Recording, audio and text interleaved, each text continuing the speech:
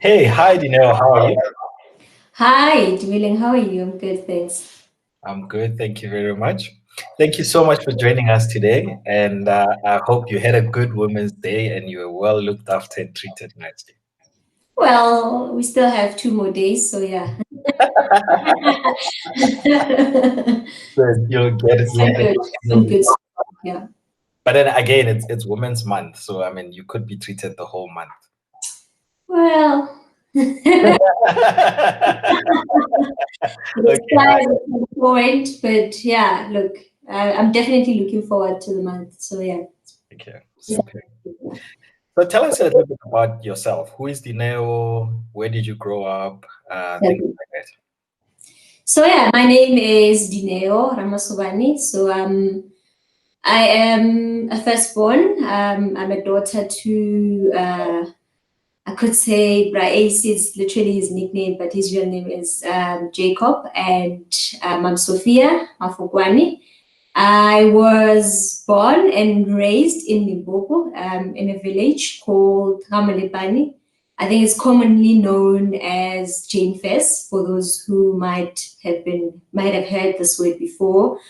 I spent most of my childhood there, pretty much 10 years of my life. I was raised by my grandmother, my paternal grandparents, basically.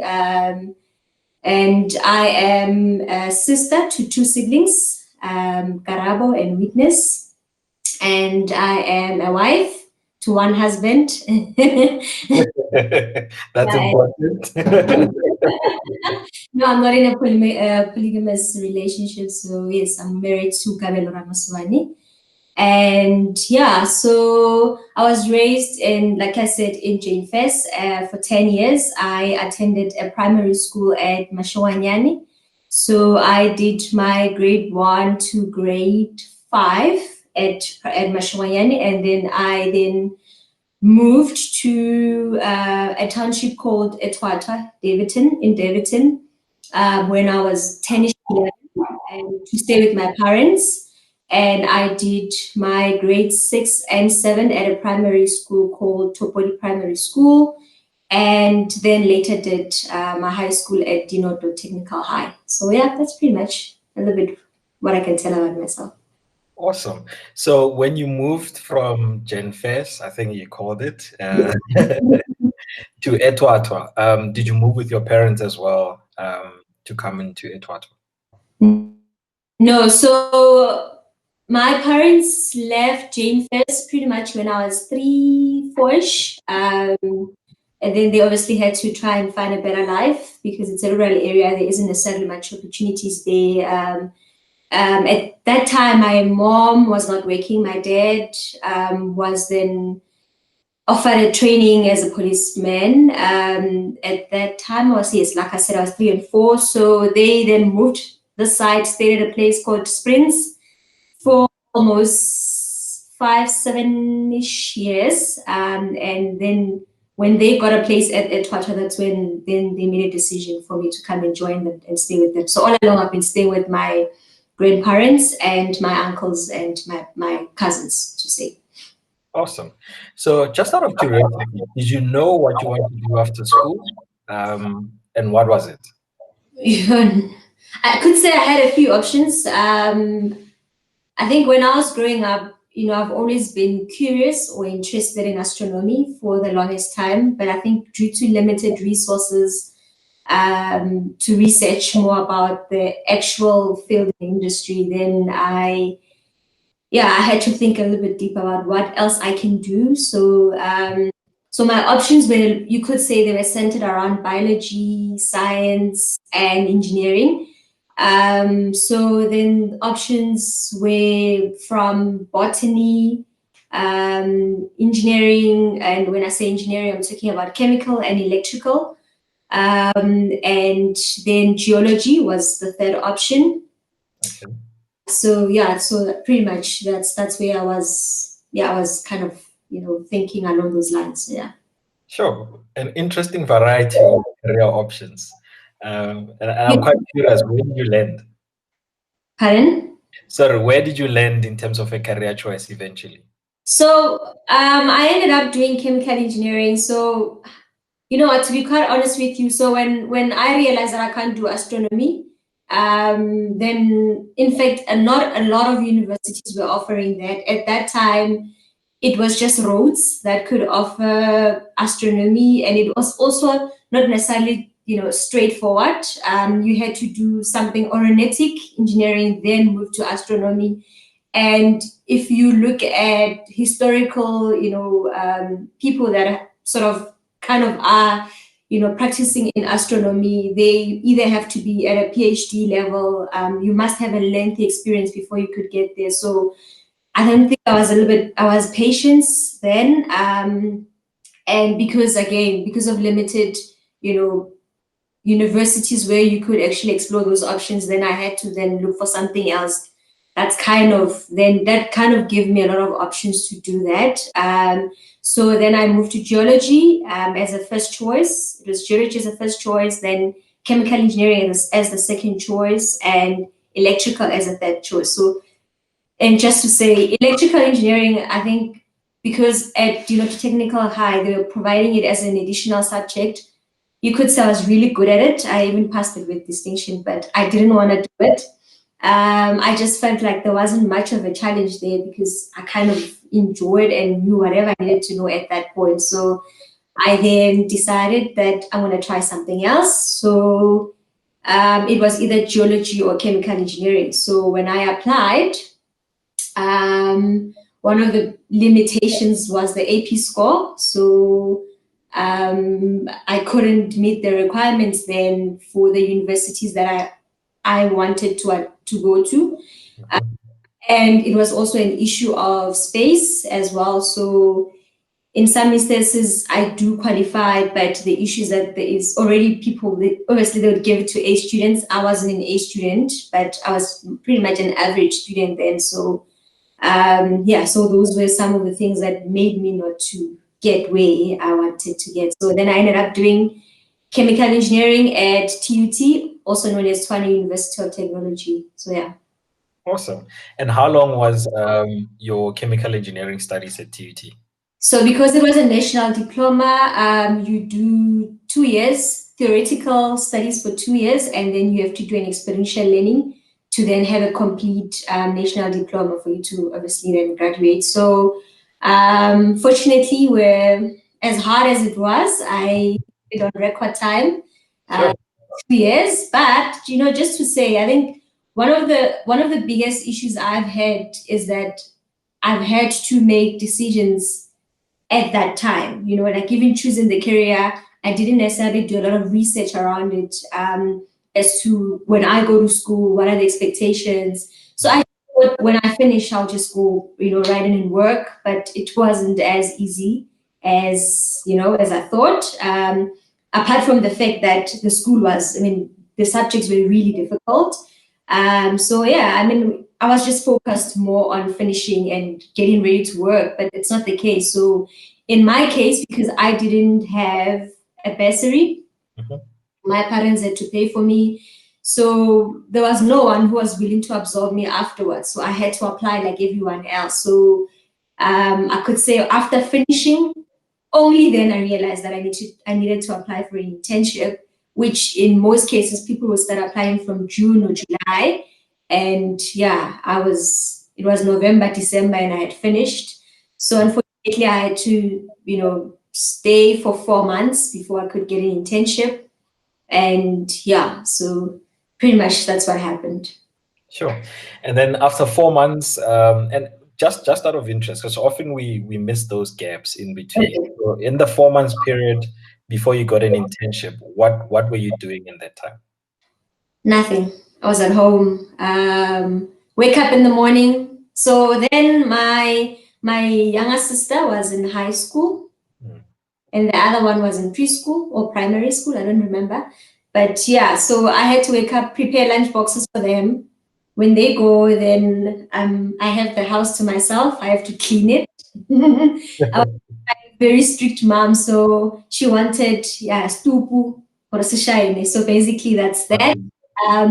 And there has to be no dishes. I had to start cooking at 2 o'clock. So again, you have to make sure that you defrost meat, and yeah, pretty much I would do domestic work and keep applying. Basically, there was nothing necessarily that I was doing out of that.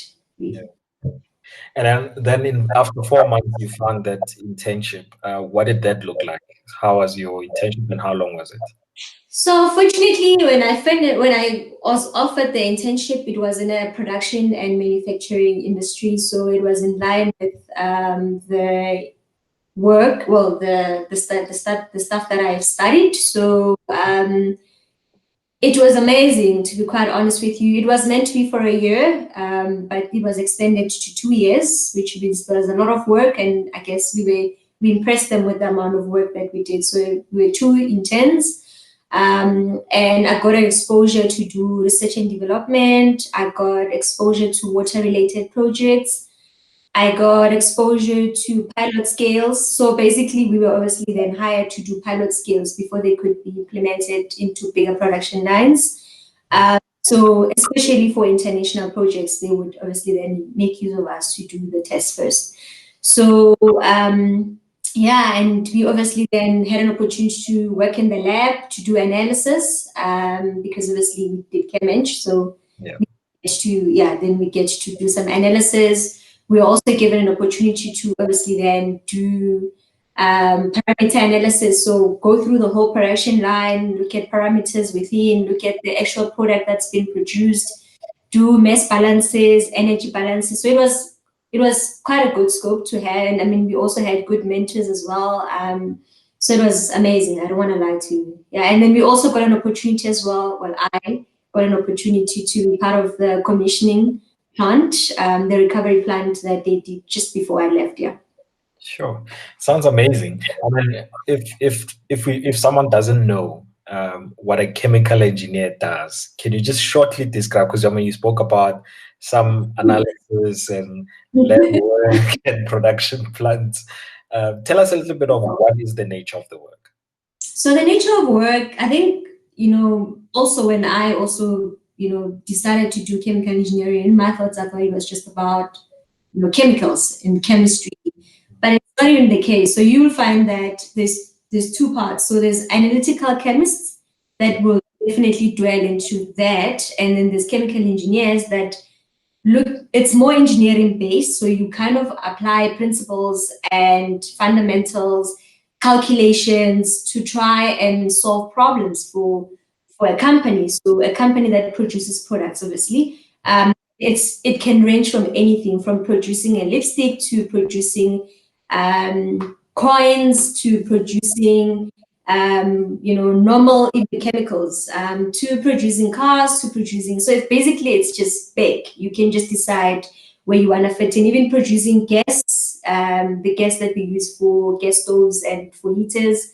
So it's big, really. So the whole point is for you to get into a production line and look for problems or help them solve problems that they might have. So technical problems, to be precise. Sometimes you are expected to do modeling, forecast, and predict what could be the issues. And I think, to be, I guess to fit it to the chemical engineering thing is that because you've got knowledge of chemical properties, what they react to when you add temperature, when you increase temperature, what happens, when you increase pressure, what happens, when it's moist, what happens. So now you apply that knowledge to try and seek some sort of solutions for whatever company that you'd be based in. Yeah. Yeah, sure. It sounds amazing. It reminds me of my days in varsity. We had a small project to build a shaving cream, and we were quite impressed to add some perfume and did like a small scale production. So I can relate to what you're saying.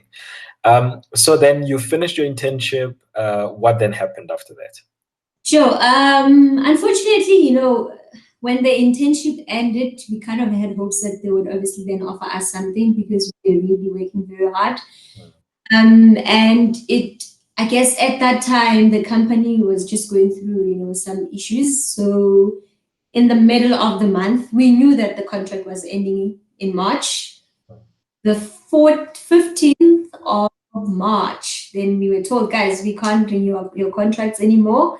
Yeah. And And as a result, we're going to have to let you guys go. And with the situation going on right now in the company, we are forced to let you guys go. So it was stressful because we're not expecting it. And yeah, and then I had to think about, I think it just hit back that I might be going back home. And I guess because we're getting a stipend at that time, you kind of said you would have secured yourself enough money, enough funds to either buy a property then or to even you've saved enough. So the money was enough to take you to work, at least to rent a place, to feed yourself and to commute to work, basically. That's it. So yeah, reality really hit home. So fortunately, I knew people from the church that I went to, and they had said to me, "Look, there's a post at my work, and apparently they're looking for engineers. I don't know what engineers are going to do, but yeah, I think you should just give it a shot and apply." So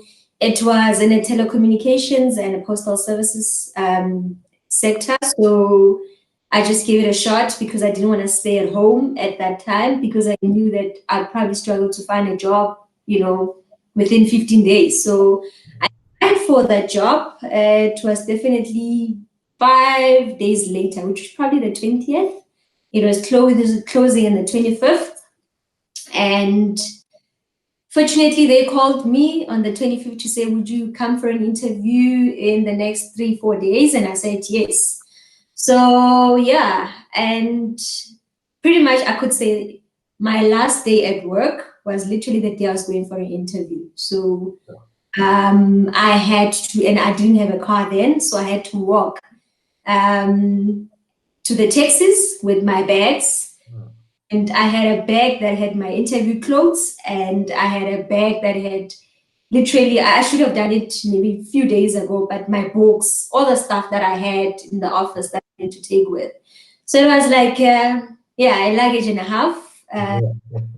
Having to be in a taxi, it was raining, it was pouring, and I didn't even know where I was going. And I got a taxi that dropped me somewhere, had to walk. And as I was walking, then some guys, I don't even remember what car it was, they were asking me where I was going, and I told them, and they said, no, it's pouring, just get in, we'll drop you, we're going to, and actually we're going to that company. So yeah, and I asked at the reception for, for the toilets to go and change.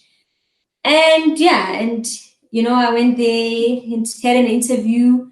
As I was going out, then my phone switched off and they tried calling me as I left. On my way to the taxis, they tried calling me to tell me that I got the job. Wow. They called my mom and they're like, you know what, your daughter must come to work Monday. So basically, I didn't even get a chance to rest. I went on an interview on Friday and on Monday, I had to start work. Wow. It was definitely, sure, change of scenery because I was working in, you could say, in an industry where it did not require me to kind of look corporate. I just I could go wearing anything because we would go on shifts. You don't have time. And then you get there, you wear PPE, protective clothing. So you don't necessarily have time to be on fleek. You can only be on fleek when you're off, and that's basically that. So for me, yeah, it was a lot. It was overwhelming because I had to now go and look for clothes that kind of make me look, corporate. But at that time I didn't know. So I just said, oh, okay, this is like a nice office. I'll see them on Monday then. I get there wearing my, I could say my mini sneakers and looking all just casual. And people are just wearing heels. And you were like, oh my word, this is going to be very, very interesting. Sure. And usually when you're new, then somebody must walk you around to show you people. And the first question that they would ask them is, didn't you, at least warn this poor kid that she needs to look like, decent? Corporate. Yeah, it was funny. It was really funny. Yeah. So how long did you spend in that company, and can you share a little bit of what were some of the challenges in that space? So the interesting thing about that I didn't mention is that because I had studied chemical engineering and they wanted engineers, it was a change of jobs. So I was no longer doing chemical engineering stuff. So was going to work as a sustainability intern, which at first I didn't know what it was about. I looked at the scope. It had carbon, energy, water. For me, those are words that I could relate to because I studied them somewhere and they meant something to me. So when I then joined, I went with the mind of learning because I didn't necessarily know much, and I could learn because the team that I was working for were very, very open people. They passionate about what they're doing, and it allowed me, and they nurtured me. It allowed me to just enjoy and fall in love with the career. So sustainability, again, it's a different thing. It's basically a balance of three pillars, which is the environmental, the social, and the profits or economical. So basically, in most corporates, one of the functions that people focus on is money. It's making profits, and obviously looking after people, which you would have the HR people looking after their needs, grievances and stuff. But one thing that they obviously then forget to look after is the impact, the environmental impact. So I guess when I joined I joined the team that was literally managing the environmental sustainability pillar. And it allowed me to just, blend in because, again, you apply engineering principles. It's nothing new. I think just to give a little bit of context, with being a chemical engineer or practicing in an industry, in a production sector that allows you to practice chemical engineering, is that you look at the product and how the product is being produced, and whether the process is effective or efficient, and whether the product is good or bad. Yeah. But with sustainability now, you look at the life cycle of the product, from when it's being produced, from when it's being used to when it's being disposed. So you literally look at the impact, end to end, and that for me it's important. Secondly, you look at efficiency, resource efficiency. I mean, that water is scarce as a resource, and it's a non-renewable resource.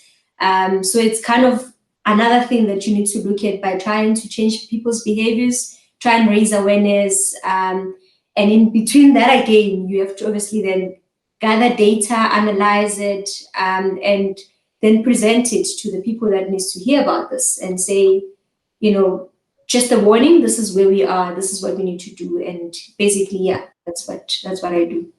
Sure. That's amazing. And I mean, thinking about it, you've transitioned from a laboratory setting, production environment into sustainability, which you are now looking at what is the impact of all those things that I used to produce back in the day, and how sustainable is the resources we've used as well, which is quite interesting. And I mean, like you said, chemical engineering has allowed for you to be able to acclimatize yourself even in that new environment. Yep. So now, what are you doing these days? Are you still in the same company? And what are you No. So, like I said, then I was allowed to do it for a year. okay. And after that, then they offered me a position to be a sustainability officer. Again, looking at the scope that I've already given you. So most of it, we looked at carbon management, water management, energy, and water. So then I was given the waste management portfolio because the other ladies were looking at carbon and energy. And yeah, I stayed there for almost 5 years. And I think I was just trying to push myself to learn because I don't know much, and honestly trying to see if I fit in. And I never looked back. I honestly enjoyed working there, and it was trying to make sense for me. And it made sense to just advocate for sustainability and for the environment. At least people can speak for themselves. The environment can't speak for itself. And so it's always good to try and be that voice. So yeah, then 5-6 years later, then I then joined a financial institution sector or industry. So I work for a bank now. I'm still continuing with sustainability stuff, but now I'm an environmental analyst. So it's nothing different from what I'm doing. I think now it's more focused on reporting. And what then I do is, again, I measure the impact. I analyze the impact and I provide reports. So I tell stories through numbers. I convince people.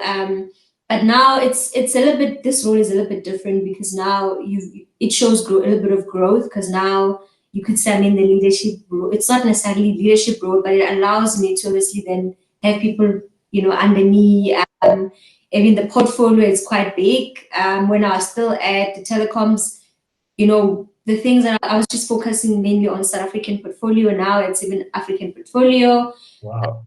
And you get to obviously then you get to do supplier management, and you're somebody's client now. There's expectations for people to do stuff. So I think what I really enjoyed about working at the telecoms was that I was pretty much hands-on. I get to do the actual work. But now, because I've got some background, other people are doing the actual work. So I just get to advise. Mostly people expect answers from me. So you advise because you're a specialist or you're an expert according to them. So you have to solve problems, you have to do reports. And because obviously, we are in a competitive industry that requires us then to do public disclosures, then I'm responsible for that as well. I do the reporting, the environmental section reporting for the bank, and I also then have to again do behavioral change. Behavioral change is a big thing, especially in sustainability, provided that in most companies, sustainability is to have. So you have to constantly then make yourself visible and try and show them value of why they should implement it. So again, you have to do a lot of convincing, do a lot of environmental awareness, because obviously if you want to minimize the impact, it requires you to then, do awareness to the impacts and try and show them why this is important. So yeah. Sure. So I can hear you're managing a multiple stakeholders across Yeah, and no. continent, which is lovely. Yeah, I know it is. I mean, some of the continental, people, we still have, we still engaging them. There's obviously a lot of stuff that we want to do. So it's not where we want it. There's a lot of challenges. Countries are different policies, different interests, different resources. So you just have to try and at least create a standard, so that there is some sort of standard across. In cases where people can't do certain things, you just have to deal with it. But yeah, so it's a lot of work really. I can imagine. And I mean, you're talking about carbon and water, which is two things that are quite difficult to manage. One, the scarcity of water in our continent is a problem. I mean, South Africa is an empty country. There's very little water available. And if you think of carbon, all the carbon emissions that are creating the ozone layer gaps, which is resulting in global warming, it's very important what you're talking about, because we don't know the effects of not managing the waste stages correctly. And what are those negative things? So I guess your reports are pointing to those things, and having to manage those behavior changes is very important because it helps our society understand that to manage the world we live in, otherwise it might not be there. Sure. Which is a tough thing to do, I guess. It is, because I mean, it looks like it's big words like carbon management, but I think you obviously have to try and make it a little bit practical. And we're fortunate to have, United Nations programs that help us to try and simplify it for people. So you'll have yearly themes, and you can run awareness campaigns every year to try and, just to make it the language a little bit easier to see. Because if you look at just energy alone, again, there's load shedding, and it's exciting how when it's load shedding, people flood at our unit wanting to know what other options, what alternatives they can do, to just, better their lives. And now with people working from home, energy bills are going up.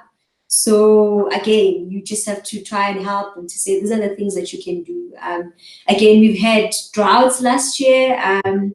And again, people in Cape Town, they've had to really, really struggle. So there's a lot of resilient stuff that you need to do to try and make sure that, you know, people still have water and business does not get threatened. So again, you're expected to make an input. It's COVID now again. You're expected to say something again about aircons, about, you know, sanitizing. And again, before you even make that decision with sanitizers, are they environmentally friendly? Where are you going to dispose this thing when you're done?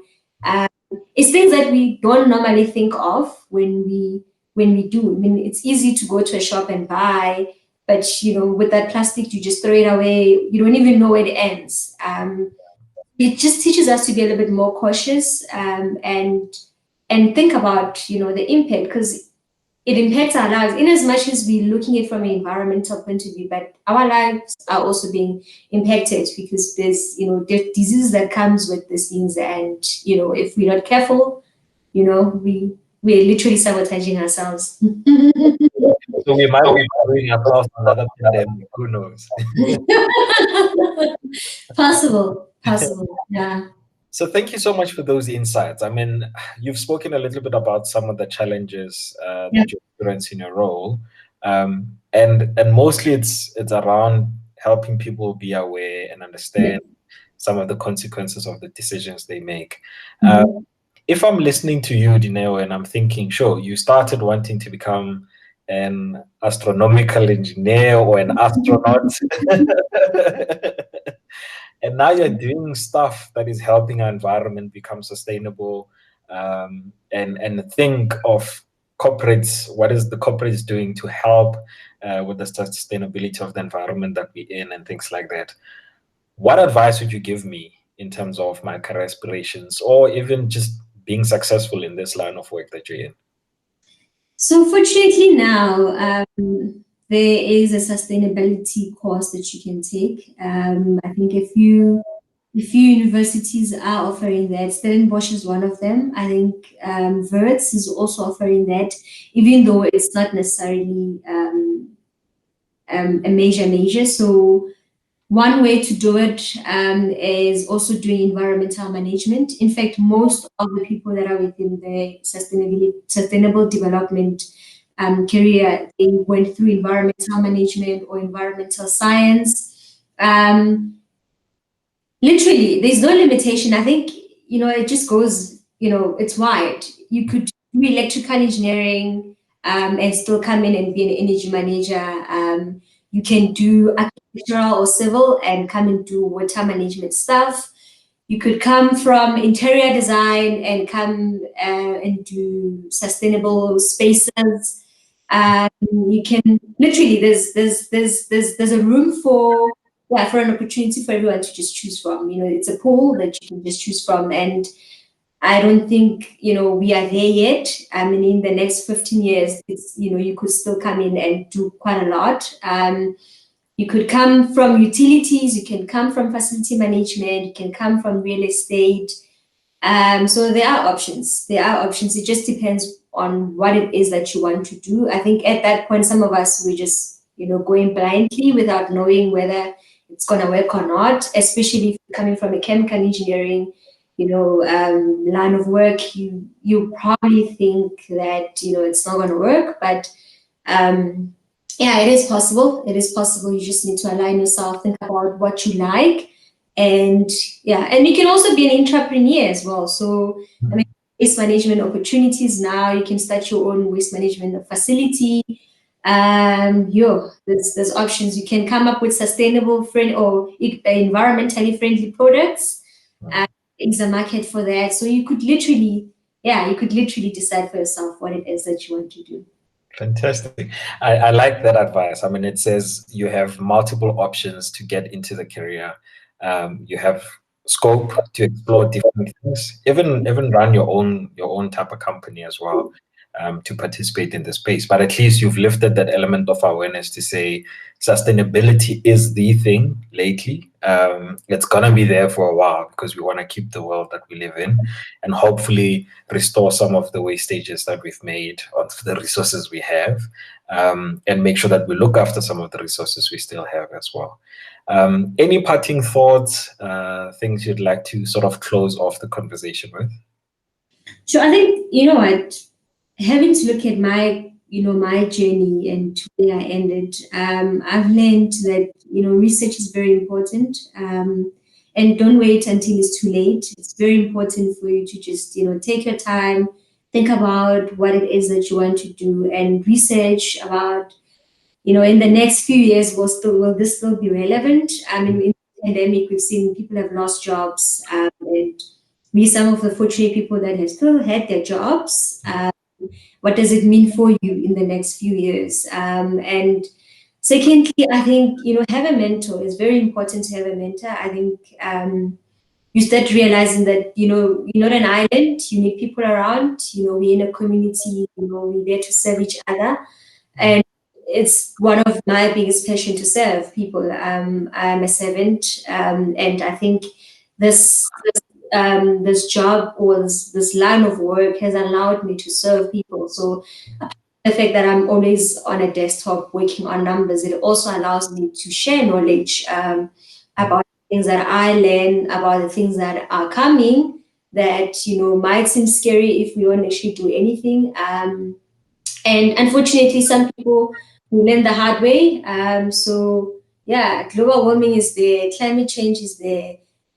We have limited resources, and we just need to, learn to just save.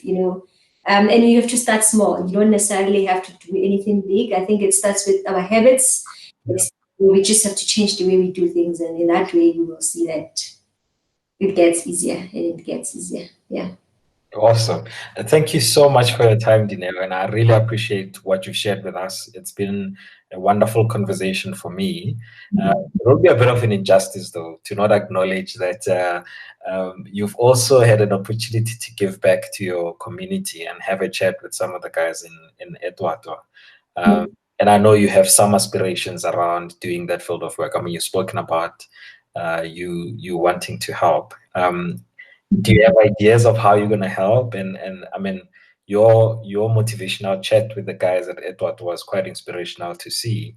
And I'm quite curious, would it be something that you want to consider in the future as well? So, you know what, there is a need. And I think Davidson was a litmus paper, just to see how far I need to go. And that conversation for me, it's something I just wanted to do because I wanted to tell a story. But when I started having a conversation with those kids, it made me realize that there is a need. It made me reflect that I've went through similar, circumstances as them, even though maybe mine was better or even though theirs is better. But I think there is a need to continue to teach, to continue to nurture, to continue to mentor, and share stories and authentic stories about. And that's where people get inspired. And like I said, I'm a village girl. So you can just imagine, how much of a need that is for me to go into that and give back.